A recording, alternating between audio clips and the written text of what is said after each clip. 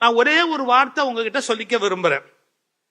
இந்த விழாவில் ஒரு அரசு தலைவர் என்ற முறையில் மட்டுமல்ல, முதல்வர் நீங்க தெரிஞ்சுக்க வேண்டிய ஒரு முதல் செய்தி சொல்றேன். என்ன தெரியுங்களா? என்னுடைய அருமை சகோதரியார் துர்கா ஸ்டாலின் அவர்கள் கோயில் கோயில் கோயில் கோயில்னு போயிட்டே இருப்பாங்க. எங்க முதல்வர் எப்படின்னு கேட்டீங்கன்னா கோட்டை கோட்டை கோட்டை கோட்டைன்னு கோட்டைக்கு போயிட்டே இருப்பார். நான் கோட்டைக்குள்ள வரேன் அப்படின்னு அம்மா சொல்ல மாட்டாங்க, நான் கோயிலுக்குள்ள வரேன் அப்படின்னு ஐயா சொல்ல மாட்டாரு. என்ன புரிஞ்சுக்கணும்? யாரும் தன் துணைவியார் அல்லது துணைவருடைய விஷயத்தில் அதிகம் தலையிடாமல் இருந்தால் குடும்பம் ஆனந்தமாக இருக்கும். I know my limitation. I will not exceed.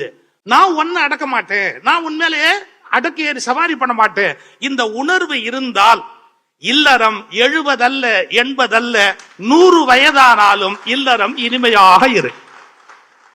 இப்ப எனக்கு வயசாச்சா, நான் வீட்டுல என்ன சொல்லுவேன்? நான் ஒய்ஃப் பாரு, நீ ஒய்ஃப் நான் ஹஸ்பண்ட், இந்த மாதிரிலாம் கான்செப்ட்லாம் இனிமே ஒத்து வராது.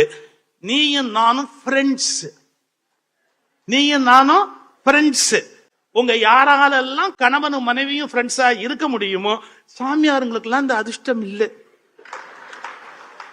நமக்கு தான் அதிர்ஷ்டம். ஆனா நம்ம 2 பேரும் ஃப்ரெண்ட்ஸ் அப்படிங்கிற எண்ணத்தோட. இப்ப நான் ஃப்ரெண்ட்ஸ் சொன்னா நீங்க என்ன ஒரு மாதிரி பார்க்க கூடாது. எங்க பாட்டன் திருவள்ளுவன் சொல்லி வச்சிருக்கான். எப்படி? உடம்போடு உயிரிடை அன்ன, உடம்போடு உயிரிடை அன்ன மற்றன்ன மடந்தையோடு எம்மிடை நட்பு அப்படின்னார்.